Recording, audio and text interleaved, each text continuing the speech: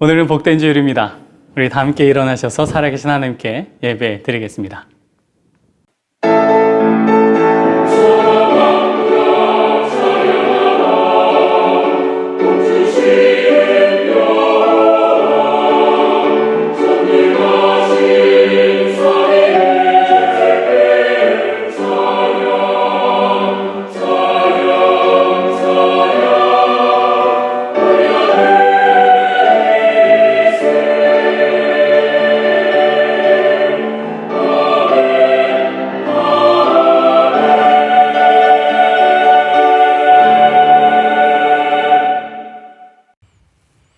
내 아버지께서 너희에게 하늘로부터 참떡을 주시나니 하나님의 떡은 하늘에서 내려 세상에 생명을 주는 것이니라. 나는 생명의 떡이니 내게 오는 자는 결코 줄이지 아니할 터이요 나를 믿는 자는 영원히 목마르지 아니하리라. 나를 보내신 이의 뜻은 내게 주신 자 중에 내가 하나도 잃어버리지 아니하고 마지막 날에 다시 살리는 이것이니라. 하나님은 영이시니 예배하는 자가 영과 진리로 예배할지니라. 아멘. 자리에 앉겠습니다. 사도신경으로 우리의 신앙을 고백하겠습니다. 전능하사 천지를 만드신 하나님 아버지를 내가 믿사오며 그 외아들 우리 주 예수 그리스도를 믿사오니 이는 성령으로 잉태하사 동정녀 마리아에게서 나시고 본디오 빌라도에게 고난을 받으사 십자가에 못 박혀 죽으시고 장사한 지 사흘 만에 죽은 자 가운데서 다시 살아나시며 하늘에 오르사 전능하신 하나님 우편에 자 계시다가 저리로서 산자와 죽은 자를 심판하러 오시리라. 성령을 믿사오며 거룩한 공예와 성도가 서로 교통하는 것과 죄를 사하여 주시는 것과 몸이 다시 사는 것과 영원히 사는 것을 믿사옵나이다. 아멘. 우리 함께 주님 마음 내게 주소서라는 찬양으로 하나님 앞에 찬양을 드리신 후에 오늘 예배를 위해서 윤영호 집사님께서 대표로 기도해 주시겠습니다.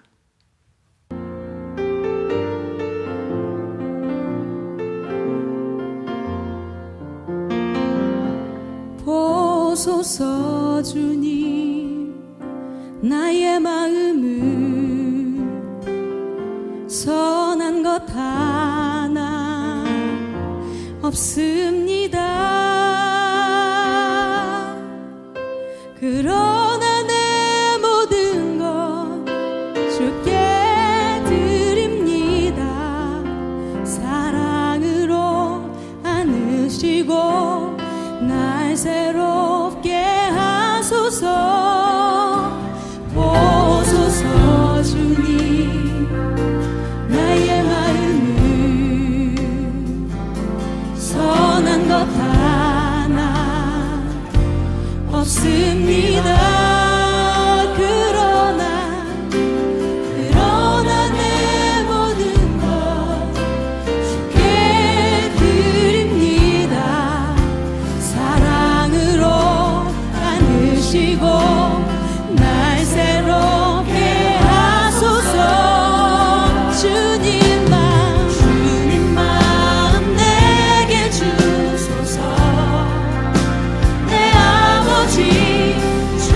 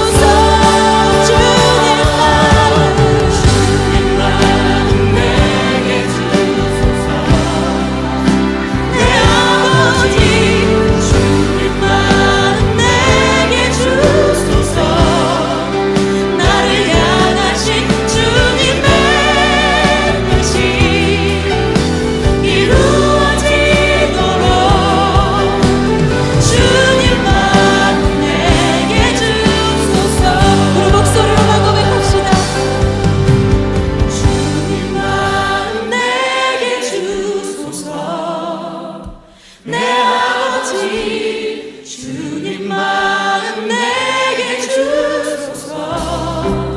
나를 향하신 주님의 뜻이 이루어지도록 주님 마음 내게 주소서. 함께 전배 나갑시다. 오 주님.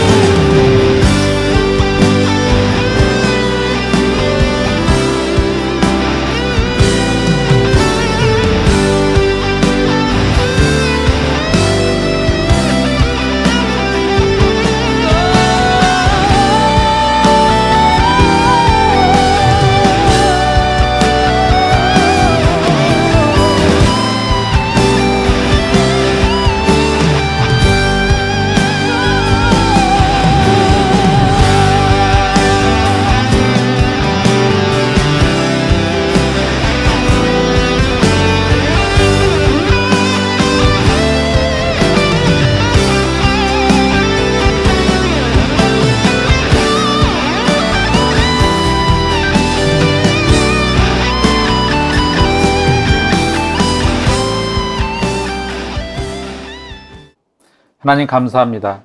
저에게 이런 기도와 예배의 시간을 허락해 주심에 감사합니다. 팬데믹 상황에서도 온라인으로 기도하고 예배할 수 있게 해주심에 감사합니다. 코로나 바이러스로 인해 때론 나태하게 시간을 보내고 있습니다. 때론 작은 것에 연연하여 다투고 지내고 있습니다. 이 크고 작은 잘못을 반성하고 회개할 수 있게 해 주시옵소서. 코로나 바이러스의 퇴치를 바라는 마음으로 두 손을 모읍니다. 주께서 저에게 복의 복을 더하시고 주의 손으로 우리를 도우사 서로 환난을 벗어나 근심이 없게 되기를 간절히 기도합니다. 예배의 복귀를 위해 기도합니다. 온라인 예배도 좋지만 예전과 같은 예배도 그립습니다. 꼬깃꼬깃한 5파운드를 헌금하며 많은 것을 갈구했던 그 부끄러웠던 예배의 순간도 그립습니다. 노팅힐 교회의 아름다운 벽화도 심지어 무대 뒤의 창고도 그립습니다. 하나님 저희에게 모두 모여 같이 예배할 수 있는 상황을 허락해 주시옵소서. 주님, 저희 아이들의 어려운 상황을 현명하게 극복하며 주님의 품에서 잘 성장하기를 기도합니다. 주님, 저희 부모님들의 건강을 기원합니다. 주님, 한국에 가 있는 우리 교회 성도들이 조만간 런던으로 와서 같이 교제하고 기도드릴 수 있는 시간이 오기를 기원합니다. 주님, 우리 모든 교인들의 건강을 위해 기도합니다. 우리 모든 성도들이 주님의 돌보심의 은혜를 입기를 간절히 기원합니다. 주님, 우리 사회의 건강한 회복을 위해 기원합니다. 치우침이 없는 사회, 서로 돕고 신뢰하는 사회, 미래가 있는 사회, 믿음이 회복되어 넘치는 사회가 되기를 기도합니다. 하나님, 우리가 이 땅에 주님의 자식으로 살면서 주님의 영광을 드러내지 못하는 자가 되고 있지만 우리가 회개함으로써 우리가 주님에 더욱 가까워지고 우리를 통해 주님의 영광이 드러날 수 있게 해주시기를 기도합니다. 저희의 소망에 귀를 기울여 주시고 저희 바람을 쳐다봐 주시고 저희 무지를 일깨워 주시고 저희를 영광 속에 있게 하여 주시옵소서. 바라옵기는 믿음이 더욱 굳세게 하여 주시옵소서. 흔들리지 않게 하여 주시옵소서. 흔들려도 다시 설 수 있게 하여 주시옵소서. 그리하여 주님이 보시기에 좋게 하여 주시옵소서. 그리하여 어느 곳에나 영광스러운 자가 될 수 있게 하여 주시옵소서. 우리가 있는 모든 곳, 어느 곳에서나 사랑과 평화가 넘쳐나게 해 주시옵소서. 감사드리며 이 모든 말씀 예수 그리스도의 이름으로 기원하옵나이다. 아멘. 교회 소식 안내해 드리겠습니다. 코로나19 안전대응인데요. 아시는 것처럼 봉쇄 조치가 조금씩 풀리고 있지만 계속해서 우리는 위생과 그리고 사회적 거리 두기 그리고 마스크 착용을 꼭 해야 합니다. 이동하실 때 버스나 그리고 튜브를 타실 때 꼭 마스크 잊지 마시고 그리고 또 어떤 매장에 들어가실 때에도 마스크를 꼭 착용하시기 바랍니다. 7월 4일에 교회에 대한 조치가 풀릴 거라는 보도가 있는데요. 하지만 저희 교회는 우리 성도님들의 안전을 최우선적으로 생각하고 있기 때문에 일단 7월의 추위를 지켜보도록 하겠습니다. 다시 모여서 예배드리는 그 시간은 언제가 될지 아직은 모르지만 이루에서 기도해 주시고 그리고 그 상황들을 살펴보면서 추후에 안내해 드리도록 하겠습니다. 예배위원 안내입니다. 대표 기도와 성경 봉독 순서를 맡으신 우리 성도님들, 6월 28일 교회 소식을 보시고 7월달 순서를 맡으신 분들은 기도하면서 준비해 주시기를 부탁드립니다. 교인 동정 안내입니다. 김승훈, 김영미 집사님, 민성이, 민찬이, 민준이가 지난 26일 금요일에 한국으로 귀국하셨습니다. 아마 8월 중순 이후에 돌아오시는 일정인데요. 이를 위해서 기도해 주시기 바랍니다. 매일 성경 안내입니다. 7월, 8월 매일 성경을 발송해 드렸습니다. 우편으로 발송해 드렸는데 혹시 신청을 했지만 받지 못하신 분들 하루 이틀 한 번 더 기다려 보셨다가 수요일까지도 안 왔다라고 하면 우리 교육부장이신 강영숙 집사님께 문의해 주시기 바랍니다. 성경 통독 안내인데요. 7월 6일 월요일에 성경 통독 전반기 통독을 마칩니다. 특별히 지금까지 성도님들 많은 분들이 참여해 주신 것을 알고 있는데 7월 6일 이제 얼마 남지 않았죠. 성경 통독하신 분들, 완독하신 성도님들께서는 우리 순장님이나 그리고 셀장님에게 자신이 완독했다라는 이야기를, 그 말씀을 꼭 해주시기 바랍니다. 우리 중고등부 학생들도 마찬가지입니다. 부모님을 통하여서 확인해 주시고 부모님들은 꼭 우리 순장님에게 자녀들의 성경 통독 사항까지도 알려주시기 바랍니다. 완독하신 분들이 알려주시면 되겠습니다. 하반기 성경 통독은 7월 8일 수요일부터 시작합니다. 하루 쉬고 시작합니다. 계속해서 하나님의 말씀으로 나아갔으면 좋겠고요. 하나님의 말씀으로 가득 차는 것이 영적인 훈련이에요. 영적인 습관으로 이것이 자리매김 했으면 좋겠습니다. 큐티와 성경 통독이 영적인 습관으로, 그래서 말씀 묵상 통독을 통해서 하나님께 더 가까이 나가는 우리 킹스크로스 성도님들 다 되었으면 좋겠습니다. 다락방 및 셀 모임 종강 안내입니다. 다음 주 7월 5일 주일 모임을 끝으로 우리 다락방과 셀 모임은 종강합니다. 공식적인 모임은 마치지만 온오프라인을 통해서 말씀 나눔 그리고 주님 안에서의 교제를 계속해서 이루어가기를 주님의 이름으로 부탁드립니다. 수요일 중보기도 안내입니다. 저녁 8시부터 9시 온라인으로 지금 기도회가 진행이 됩니다. 아시는 것처럼 과거에 수요 예배가 있었죠. 그 시간들을 기억하면서 지난 수요 예배보다도 더 많은 성도님들이 참여해 주고 계셔서 참 감사합니다. 우리 성도님들 오셔서 같이 기도하고 주님 앞으로 나아가는 우리 킹스크로스 성도님들이 되었으면 좋겠습니다. 온라인 헌금 안내는 교회 소식을 참고해 주시고 또 주님 앞에 업무를 드렸으면 좋겠습니다. 예수 우리 왕이여 라는 찬양으로 우리 함께 찬양 드릴 때 준비하신 예물 하나님께 봉헌 드리겠습니다.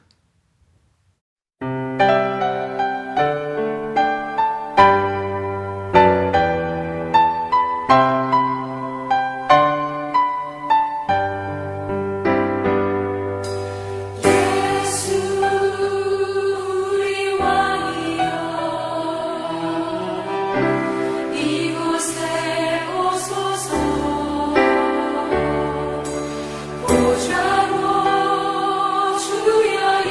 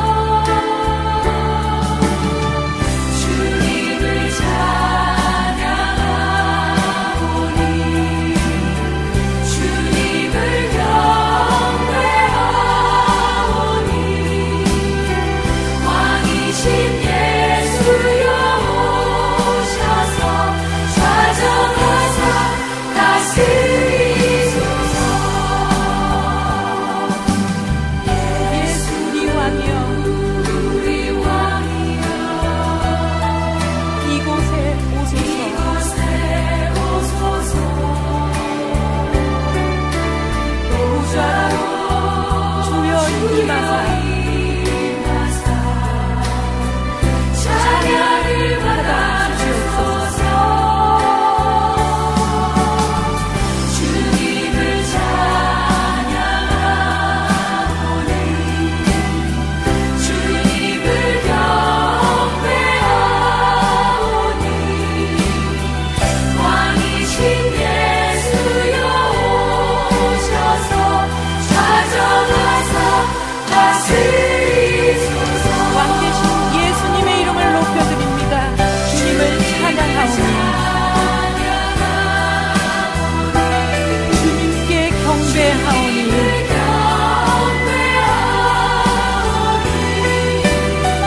왕이신 예수여 오셔서 찾아가서 다스리소서. 찾아가서 다스리소서.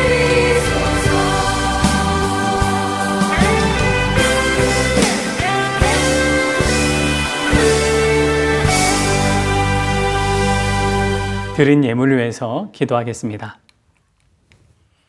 하나님 아버지, 주님을 만나기 전까지 우리는 죽음을 두려워하며 살았습니다. 하지만 예수님을 만나고 나서는 예수님의 생명이 있기에 죽음이 두렵지 않습니다. 이 땅에서의 나의 삶의 이유와 목적을 알고 있고 또한 죽음 이후의 삶이 무엇인지를 알기에 우리는 예수님 안에서 죽음에 대한 새로운 이해를 갖게 되었습니다.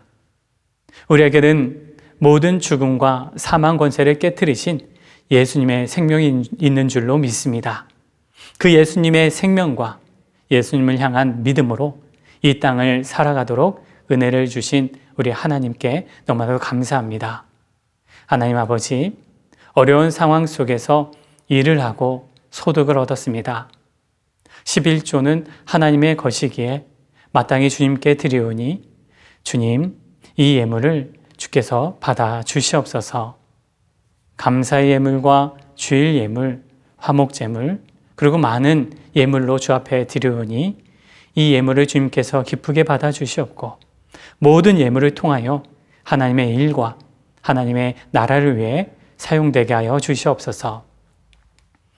코로나의 위협 속에서 주의 자녀들을 보호해 주시고 코로나 퇴치를 위해서 힘쓰시는 모든 의료진들에게 새 힘과 지혜를 허락해 주시옵소서. 여름이 시작되어 한국으로의 이동이 잦아지고 있습니다. 오고 가는 모든 길 위에 우리 주님의 보호와 은총이 주의 자녀들에게 임하여 주시옵소서. 예수님의 이름으로 축복하며 봉헌의 기도를 드립니다. 아멘. 박혜순 집사님께서 성경 봉독해 주신 후에 아담의 길과 예수의 길이라는 제목으로 하나님의 말씀을 전하겠습니다. 오늘 하나님께서 우리들에게 주신 말씀은 고린도전서 15장 20절부터 34절까지입니다.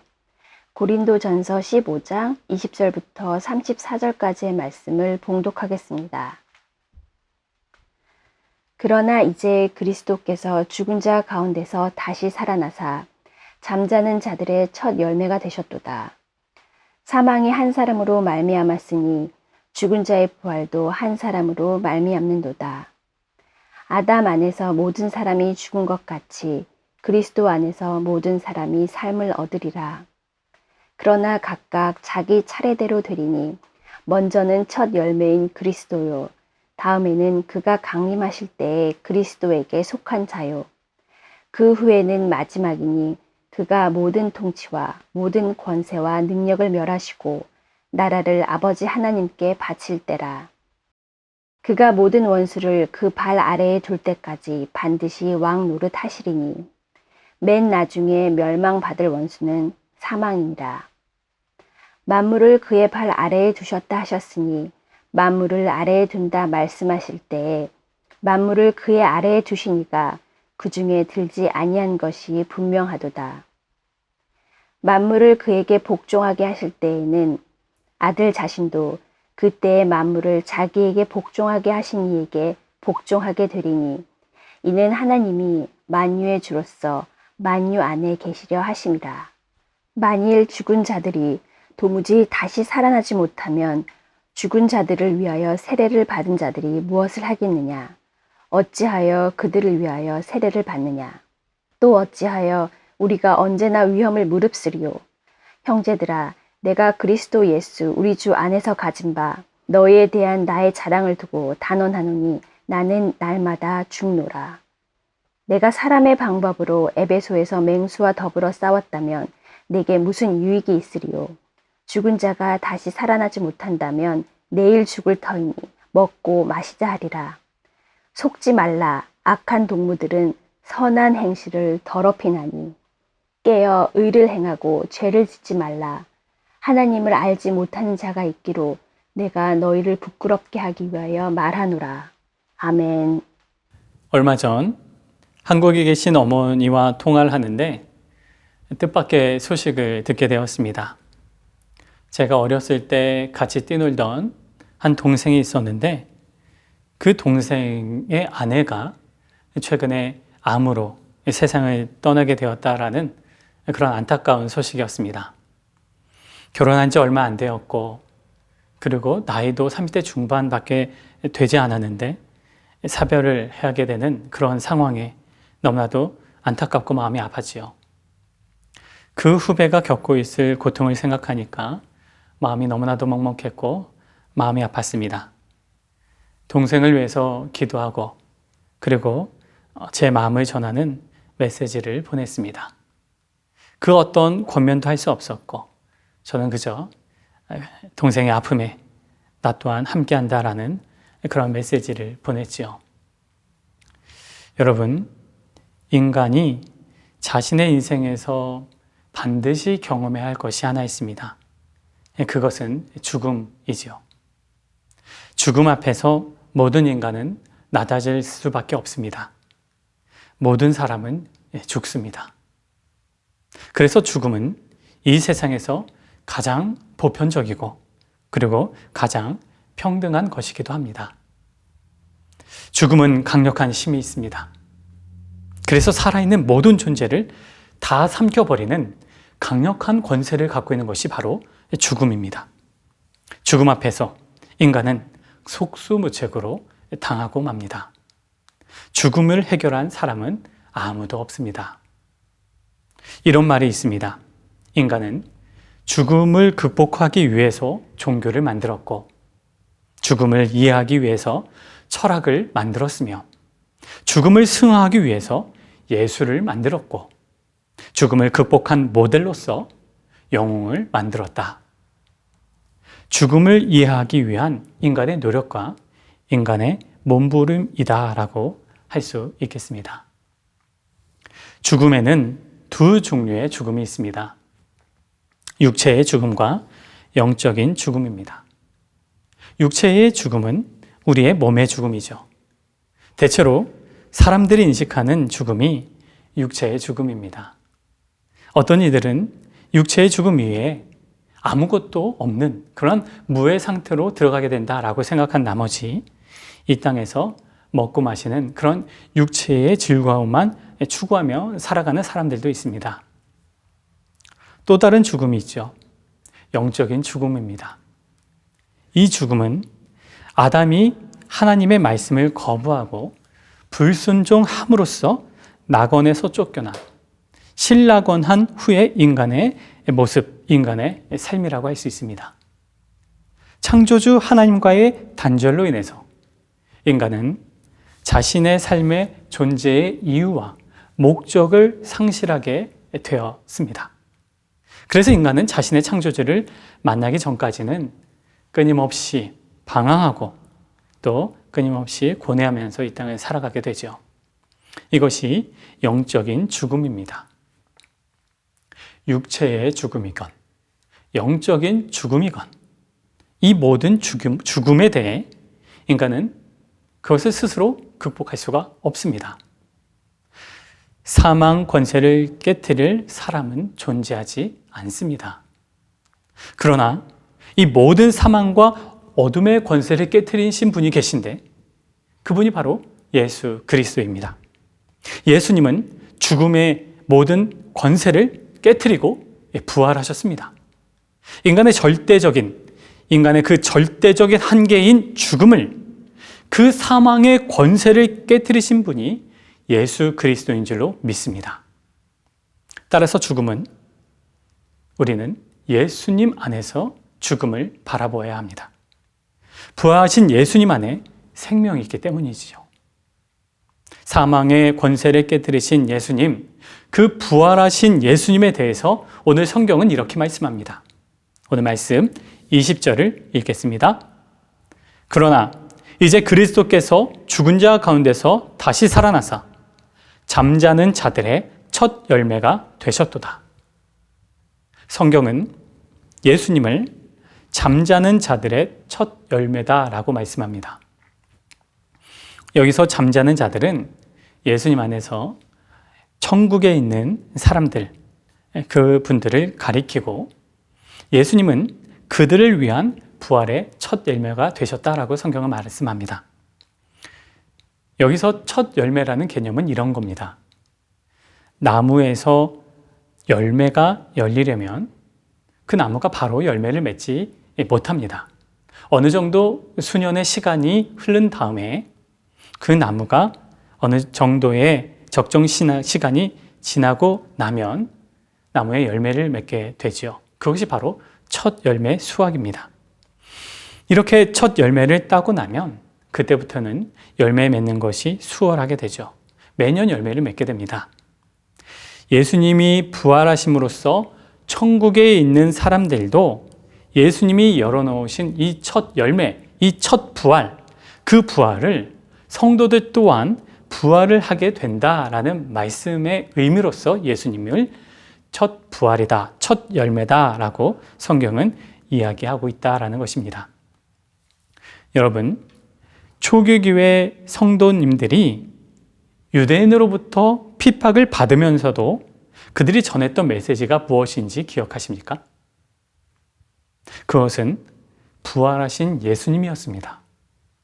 종교 지도자들이 성도님들을 붙잡고 때리면서 고문하더라도 그러한 모진 일들을 겪으면서도 예수님의 제자들과 그리고 사도들과 당시의 성도들이 부활하신 예수님을 전했습니다. 그들은 그 부활하신 예수님의 사건을 부정할 수가 없었습니다. 사도 베드로는 이렇게 외쳤습니다. 이 예수를 하나님이 살리신지라 우리가 다 이 일의 증인이라. 초기교회 성도들은 부활하신 예수님의 증인들이었다라는 것입니다. 죽음을 각오하면서까지, 순교를 당하면서까지 부활하신 예수님을 그들은 증거했습니다. 자신들의 목숨과 예수님의 부활을 바꾸었습니다. 여러분, 이것이 어떻게 가능했을까요? 부활이 그들에게 있어서는 허구가 아니라 그 부활이 사실이었기 때문입니다. 초기교회 성도들에게 예수님의 부활은 실제로 발생한 실제적인 사건이다라는 것입니다. 오늘 말씀 21절, 22절 말씀 읽겠습니다. 사망이 한 사람으로 말미암았으니 죽은 자의 부활도 한 사람으로 말미암음도다. 아담 안에서 모든 사람이 죽은 것 같이 그리스도 안에서 모든 사람이 삶을 얻으리라. 아멘. 이 말씀은 아담과 예수님의 사건을 대조해주는 말씀이죠. 그래서 이 말씀은요, 인간의 죽음의 역사와 인간의 생명의 역사를 보여주는 말씀으로 우리는 이해할 수 있겠습니다. 아담을 통해서 죽음이 이 땅에 들어왔다. 그리고 예수님을 통해서 생명이 이 땅에 시작되었다라는 것이 21절, 22절의 말씀입니다. 이것은 인간의 역사에서 일어난 실제 사건이다라는 것이 성경의 말씀이죠. 여러분, 사람은요, 이 땅을 살아가는 데 있어서 크게 두 종류의 사람이 있습니다. 아담의 길 위에서 살아가는 사람과 예수님의 길 위에서 살아가는 사람입니다. 아담의 길 위에서 살아가는 사람은 과거 아담이 그랬듯이 자신의 눈이 밝아져 내가 절대자가 되어서 살아가는 사람입니다. 나의 욕망과 나의 욕구가 삶의 기준이 되고 나의 안목과 나의 정욕이 주체가 되어서 살아가는 삶이 아담의 길 위에서 살아가는 사람이다라는 것입니다. 또 다른 사람이 있습니다. 예수님의 길 위에서 살아가는 사람입니다. 그는 하나님의 말씀을 자신의 인생의 척도로 삼고 예수님이 말씀하시는 삶의 방식대로 살아가기 위해서 자신을 하나님의 말씀에 굴복시키는 사람입니다. 말씀에 자신을 맞추고 말씀의 기준을 따라 살아가는 사람이 예수님의 길 위에서 살아가는 사람이다라는 것입니다. 사랑하는 성도 여러분, 우리가 살아가는 이 세상은요, 어떠한 삶을 사는 사람에게 적합할까요? 오늘의 세상은 아담의 길을 걷는 사람에게 최적화된 사회다라고 볼 수 있습니다. 오늘날 세상은 절대적인 기준을 인정하지 않습니다. 세상은 모든 것을 상대화 시켜버렸습니다. 너도 옳고 나도 옳다. 매우 젠틀하고 매우 카인드한 생각입니다. 세상은 예수님의 가치를 평가절하하는 것을 넘어서서 이 땅의 절대성 자체를 파괴해버렸습니다. 그것을 깨트렸습니다. 21세기의 인간은 절대성을 거부하고 그리고 상대주의를 택했습니다.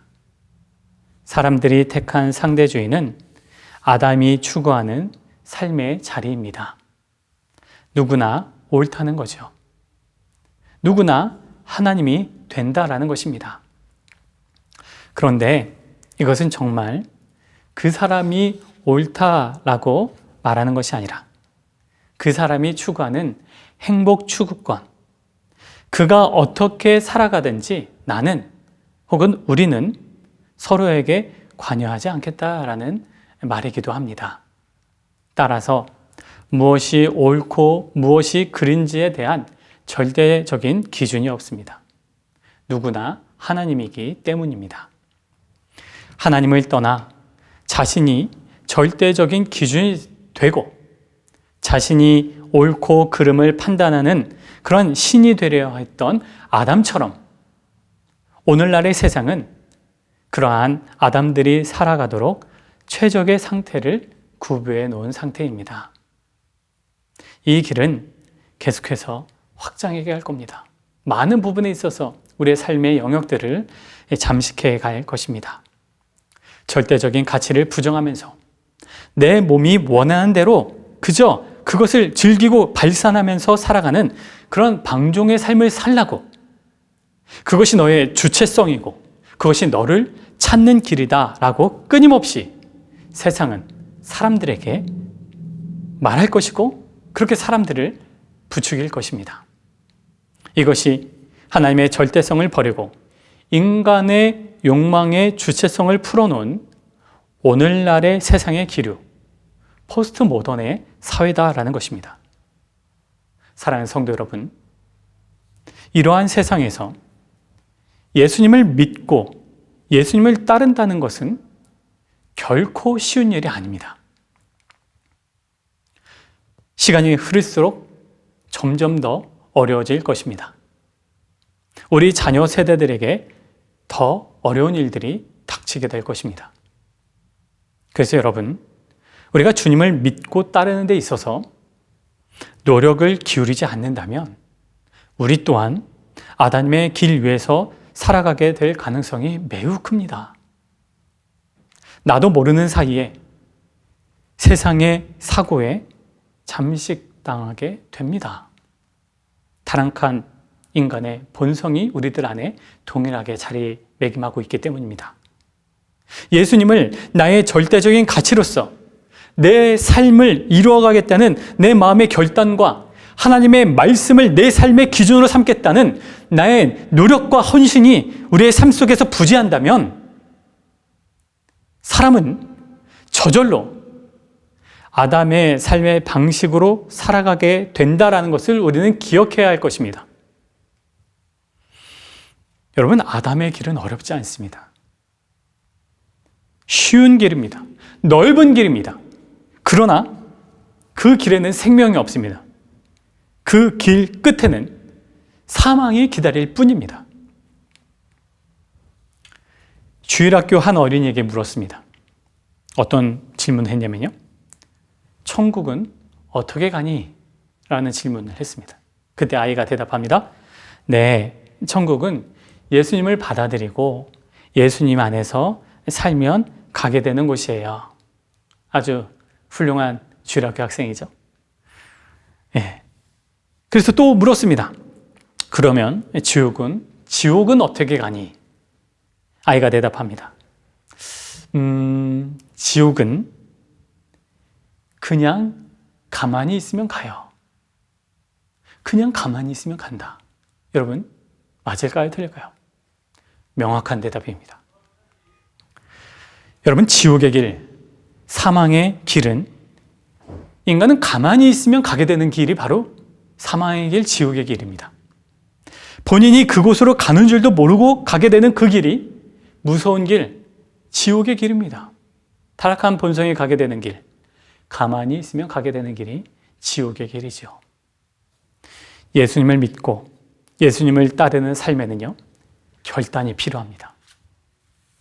예수님은 우리에게 이렇게 말씀하셨습니다. 좁은 문으로 들어가라. 멸망으로 인도하는 문은 크고 그 길이 넓어 그리로 들어가는 자가 많고 생명으로 인도하는 문은 좁고 길이 협착하여 찾는 자가 적음이라. 여러분, 생명의 길은 좁습니다. 그러나 생명의 그 길은 생명이 있습니다. 예수님의 가치 위에서 하나님의 말씀을 내 삶의 기준으로 삼아서 좁은 문으로 들어가십시오. 세상의 기류에 휩쓸리지 마십시오. 하나님의 말씀을 절대적인 나의 가치와 기준으로 삼아서 예수 그리스도의 생명의 길, 예수님의 가치 체계로서 나의 삶을 세워가는 저와 여러분이 되시기를 주님의 이름으로 간절히 축원드립니다. 바울은 23절에서 25절까지 예수님이 재림하면 주님 안에서 잠자는 자들이 부활하게 될 것이다 라고 말씀합니다.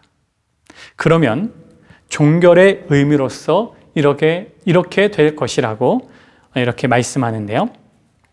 26절 말씀 읽겠습니다. 맨 나중에 멸망받을 원수는 사망이니라. 아멘.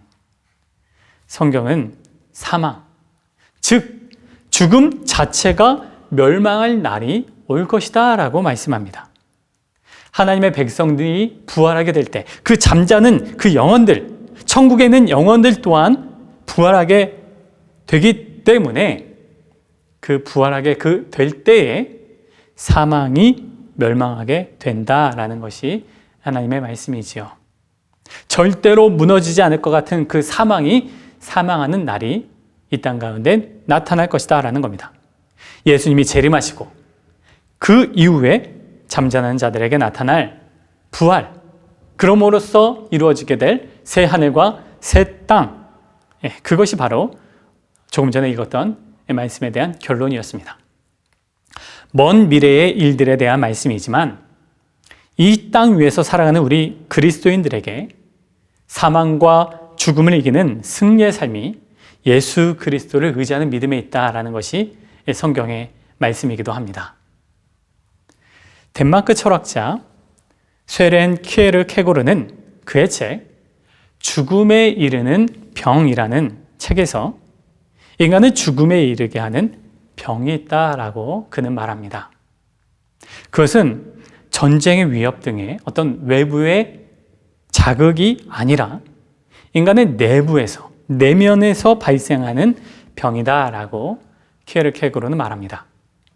그의 병의 이름은 절망입니다. 절망이라는 인간의 감정이 죽음에 이르게 하는 병이다라고 저자는 이야기하죠. 인간이 자신이 붙들어야 할 진리를 인간이 상실하고 그것을 놓쳐버리게 될 때에 인간이 겪게 되는 고통의 감정이 절망이다라고 키에르케고르는 말합니다. 하지만 그는 인간은 그 절망에서 벗어날 수 있다라고 말을 하는데요. 그것은 창조주 하나님을 바라보는 믿음, 그 믿음을 붙들 때 그 절망에서 이길 수 있다라고 말합니다. 따라서 하나님은 모든 인간에게 자신의 내면을 치료할 해독제를 주셨는데, 그런데 안타깝게도 인간은 그 절망의 해독제를 거부하고 그대로 절망에 파묻혀서 살아가고 있다라고 저자는 말합니다. 그래서 키에르케고르는 그것이 그 절망 속에서 하나님이 주신 그 해독제를 사용하지 않고 그것을 바라보지 않고 그것을 붙들지 않고 인간의 내면에 계속 끊임없이 겪게 되는 가장 심각한 절망, 그것이 바로 그 해독제를 사용하지 않는 그 인간의 절망, 그것이 진정한 의미에서 죽음에 이르는 병이다라고 키에르케고르는 주장합니다. 사랑하는 여러분, 인간은 누구나 절망합니다. 저도 절망합니다. 절망하지 않는 사람은 없습니다. 자신의 뜻대로 되지 않고 근심과 걱정이 연속되면 사람은 누구나 절망하게 됩니다. 그러나 주님은, 우리들은 그 죽음에 이르는 병에서 치료가 될 수 있습니다. 예수 그리스도를 붙들 때 하나님을 향한 믿음이 우리들 안에 존재하기 때문에 우리는 죽음의 병을 치료해주는 치료제가 우리 안에 다 있습니다. 하나님은 모든 인간들에게 죽음에 이르는 병을 치료할 수 있는 치료제를 주셨습니다. 그것이 예수 그리스도인 줄로 믿습니다. 그러나 우리 주변에는 예수님의 그 백신을 맞지 않고 다른 곳에서 치료제를 찾고 다른 곳에서 치료를 받으려는 그러한 사람들이 있습니다. 예수님을 인정하지 않고 예수님을 받아들이지 않고 예수님의 절대성을 받아들이지 않고 하나님의 말씀을 거부한 채 자신의 내면에 있는 그 죽음의 병을 안고 살아가는 사람들이 너무나도 많습니다. 사랑하는 나의 가족들 중에 있을 수 있고 나의 친구들 중에 있을 수 있고 나의 이웃들 중에도 있을 수 있습니다. 그들 안에 있는 그 절망의 몸부림, 자신이 걸어가고 있는 길이 사망의 길인지 모른 채 살아가고 있는, 모든 것을 상대화시켜버리고 절대성을 거부한 채 살아가고 있는 그들의 마음에 우리 그리스도의 소망과 예수님을 향한 믿음이 그들 모든 내면에 치료되어서 절망의 고통에서 벗어나게 되는 그러한 은혜가 우리 주변의 사람들에게 나타나게 되기를 주님의 이름으로 축원드립니다. 계속해서 말씀 29절을 읽겠습니다. 만일 죽은 자들이 도무지 다시 살아나지 못하면 죽은 자들을 위하여 세례를 받는 자들이 무엇을 하겠느냐? 어찌하여 그들을 위하여 세례를 받느냐? 이 말씀을 읽으면 죽은 사람들을 위해서 대신 세례를 받는 듯한 그러한 느낌을 받습니다. 그런데 죽은 자들을 위해서 받는 세례는 존재하지 않지요. 이는 번역상의 오류인데 29절에 무엇을 위하여 라고 번역한 헬라어 전치사 휘페르는 무엇의 앞에서 라고 번역을 해야 합니다. 무엇을 위해서라고 번역하는 것이 아니라 무엇 앞에서라고 번역을 할 수 있고 또 이렇게 번역하는 것이 논란을 지울 수가 있는 거죠. 다시 말하면 죽은 자들 앞에서 세례를 받는 사람들이라고 번역해야지 이제 옳은 번역이라고 볼 수가 있습니다. 과거 초기 교회 성도들은 신앙을 지키다가 순교당한 사람들이 많았습니다. 성도들은 부활 신앙이 있었기 때문에 그들을 매장을 했고 무덤에서 정기적으로 예배를 드렸습니다. 초기 교회 공동체는 이러한 순교자들을 기억하며 세례를 집례하기도 했습니다. 따라서 세례를 받는 사람들은 부활 신앙으로 순교한 순교자들의 믿음을 본받고 나 또한 죽음을 각오하면서 고인이 걸어간 믿음의 삶을 살겠다라고 다짐을 하면서 세례를 받았다라는 거죠. 따라서 이러한 전통에 의해서 29절은 순교자들을 기억하면서 세례를 받는 의미로서 죽은 사람들 앞에서 세례를 받는다라고 해석해야지 그것이 옳은 해석입니다. 바울은 우리들에게는 죽음을 이기는 부활신앙이 있기 때문에 눈앞의 핍박과 고난을 이길 수 있는 힘과 은혜를 그 생명이 우리들 가운데는 있다라고 말씀을 합니다. 그러면서 자신이 살아가는 삶의 비결을 이렇게 말씀하는데요. 31절을 제가 읽겠습니다. 형제들아, 내가 그리스도 예수 우리 주 안에서 가진 바 너희에 대한 나의 자랑을 두고 단언하노니 나는 날마다 죽노라. 아멘. 바울은 자신이 매일매일 삶 속에서 죽는다라고 말합니다. 그것이 자신의 삶의 자랑이라고 바울은 이야기하죠. 바울은 세례에 대해 말하다가 자신의 자랑, 자신의 삶의 비결을 말씀하고 있습니다. 여러분, 세례가 무엇인가요? 세례를 가리키는 헬라어 밥티스마는 씻다, 잠그다라는 뜻으로서 세례는 죽음과 생명이라는 두 가지의 의미를 가진 기독교 예식입니다. 먼저 세례는 죽음의 의미를 가집니다. 예수님의 이름으로 내가 물속에 잠김으로써, 그래서 나의 옛 사람 그리고 나의 죄를 내가 물속에 잠김으로써 내가 죽는다라는 것을 뜻하고, 그리고 이제 물속에 잠겼다가 그렇게 죽고 나서 이제 물속에서 올라올 때는 두 번째 의미인 생명입니다. 물속에서 올라올 때는 나는 이제 내가 죽고 이제는 예수님과 연합하여서 부활의 생명을 얻는다라는 의미가 두 번째 의미이죠. 물속에 잠김으로써 나의 죄와 나의 자아가 죽고, 물속에서 올라올 때는 예수님과 연합하여서 부활의 생명을 얻는 삶을 살아간다라는 것이 세례가 갖고 있는 의미인 것입니다. 그런데 바울은 자신에 대해서 뭐라고 말합니까? 세례에 대한 이야기를 하면서 자신의 삶에 대해서 바울은 나는 날마다 죽습니다 라고 말합니다. 왜 그가 날마다 죽을까요? 예수 그리스도의 부활의 생명을 그는 경험하기 위해서였습니다. 예수님과의 연합된 생명, 그것을 얻기 위해서는 내가 죽어야 된다. 내가 먼저 물속에 잠기는 죽음이 있어야 된다라는 것을 사도 바울은 알았기 때문이죠.